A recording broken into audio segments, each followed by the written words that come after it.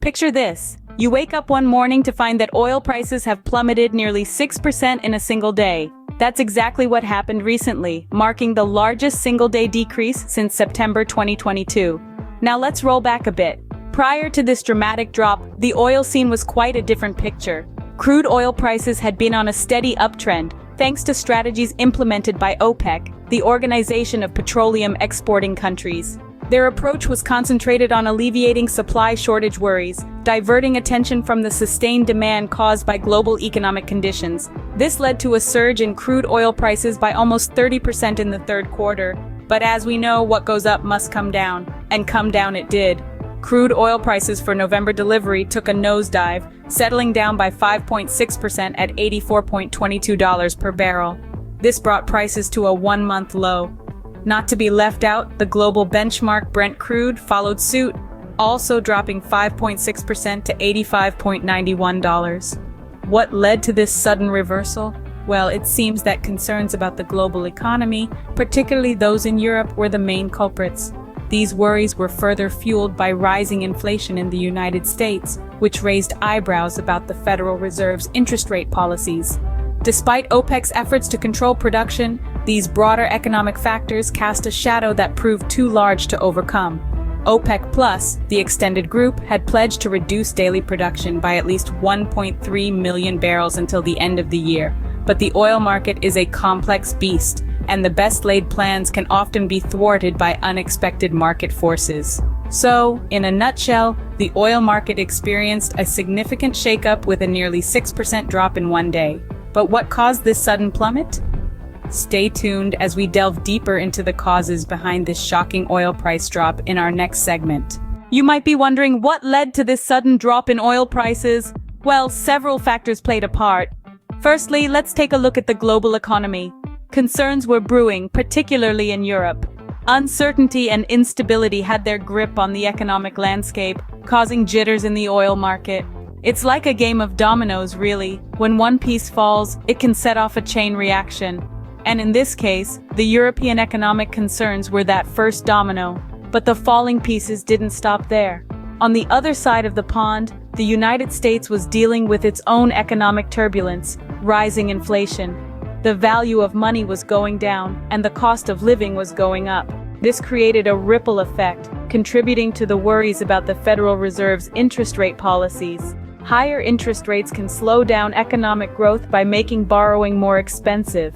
This in turn can reduce spending and investment, which can lower stock prices. Now let's not forget about OPEC, the Organization of the Petroleum Exporting Countries. They've been trying to control production to keep oil prices steady. But their efforts were overshadowed by these broader economic factors. It's like trying to hold back a tidal wave with a sandcastle. Despite their pledge to reduce daily production by at least 1.3 million barrels until the end of the year, the economic concerns proved too potent and overwhelming. So, what we had was a perfect storm of economic uncertainty in Europe, rising inflation in the United States, and concerns about the Federal Reserve's interest rate policies. These factors, powerful in their own right, combined to create a force that even OPEC's strategies couldn't counter. So the global economic concerns, coupled with rising inflation in the US, led to the oil price drop, overshadowing OPEC's production strategies. Now let's delve a bit deeper into the role of US gasoline stockpiles in this scenario. If we look at the dynamics of the US oil market, one of the surprising factors of the recent oil price drop was the significant increase in gasoline stockpiles. This happened despite the fact that we were coming out of the summer driving season, a period when gasoline demand typically decreases. You might ask, why does this matter?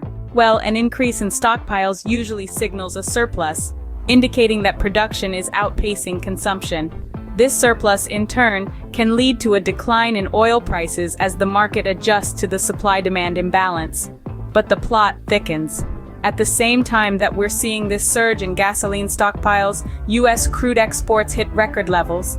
Now this is interesting because it shows that even though domestic demand for gasoline was falling, international demand for U.S. crude oil, particularly a type called WTI Midland, remained strong. This demand drove U.S. crude exports to exceed 5 million barrels per day. So we have a situation where gasoline stockpiles are increasing, indicating a potential oversupply in the domestic market. Meanwhile, U.S. crude exports are hitting record highs, suggesting robust international demand. This complex interplay between domestic and international markets can have a significant impact on oil prices.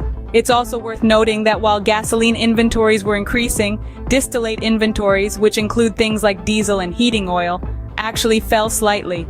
This discrepancy was largely due to refineries being motivated by favorable refining profit margins, leading them to produce more gasoline and less distillate.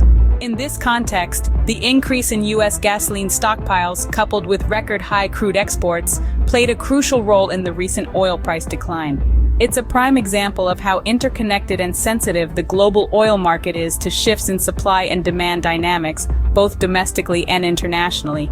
Thus, an increase in gasoline inventories, along with record-high U.S. crude exports, significantly contributed to the oil price drop. While the oil market experienced a slump, the U.S. stock market saw a rebound, led by the Nasdaq. This rebound came on the heels of a previous day's sell-off, providing a much-needed lift to investor sentiment. A key driver of this rebound was weaker-than-expected growth in U.S. private payrolls for September. This might seem like bad news at first glance, but in the stock market world, it's often a case of bad news is good news. Investors took this as a positive sign, indicating that the Federal Reserve might be less likely to raise interest rates in the near future. Consumer discretionary stocks, which include companies that sell non-essential goods and services, saw a significant increase. This drove S&P 500 sectors higher, along with gains in communication services and technology stocks. This shows that despite economic uncertainties, consumers are still spending, and tech is still leading the way. Another factor that reassured investors and contributed to the market's rebound was the easing of U.S. Treasury yields. These yields had recently reached 16-year highs, sparking concerns about rising interest rates and Federal Reserve policy. The easing of these yields provided a much-needed breather for investors who were concerned about the cost of borrowing and its impact on corporate profits. With recent weakness bringing the S&P 500 close to its 200-day moving average, investors were on edge, worried about interest rates remaining elevated. But this rebound, led by the Nasdaq, has helped to alleviate some of those concerns. The Dow Jones Industrial Average rose 0.39%, the S&P 500 gained 0.81%, and the Nasdaq Composite added 1.35%. In the end, market volume was slightly lower than the 20-day average, but advancing stocks outnumbered decliners on both the NYSE and Nasdaq. The S&P 500 saw new highs and lows, while the Nasdaq Composite recorded new highs but also a significant number of new lows. As a result, despite the oil price drop, the stock market showed resilience with a significant rebound, particularly the Nasdaq. Now that we've covered the major events, let's take a moment to analyze the situation. A wave of concern washed over the market as the S&P 500 tiptoed dangerously close to its 200-day moving average. This movement signaled a potential alarm bell for investors, hinting at the possibility of interest rates remaining elevated for a prolonged period. The market, sensitive to the ebb and flow of economic conditions, was caught in the undertow of these looming uncertainties. Yet, amidst the cloudy economic forecast, there was a silver lining.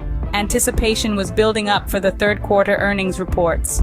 Investors were on the edge of their seats, as S&P 500 company earnings were expected to have increased by 1.6% year-over-year for the quarter. This sliver of positive news provided a glimmer of hope, a beacon guiding investors through the murky waters of market volatility. As we delve deeper into the market's intricacies, we find that the volume of market activity was slightly lower than the 20-day average. Now, this might seem like a minor detail, but in the grand scheme of things, it can provide valuable insights into the market's overall health and trajectory.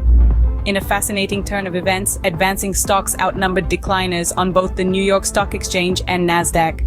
This development could be interpreted as a sign of the market's resilience in the face of adversity. It's as if the market is a giant phoenix, rising from the ashes of the oil price fallout, ready to take flight once again. The S&P 500 saw new highs and lows, while the Nasdaq Composite recorded new highs but also a significant number of new lows. These fluctuations encapsulate the market's dynamic nature, a constant tug-of-war between optimism and pessimism, gain and loss, success and failure. In conclusion, while the oil market experienced a significant price drop, the stock market showed resilience. It reminds us that the economy is a complex system where one sector's loss can be another's gain.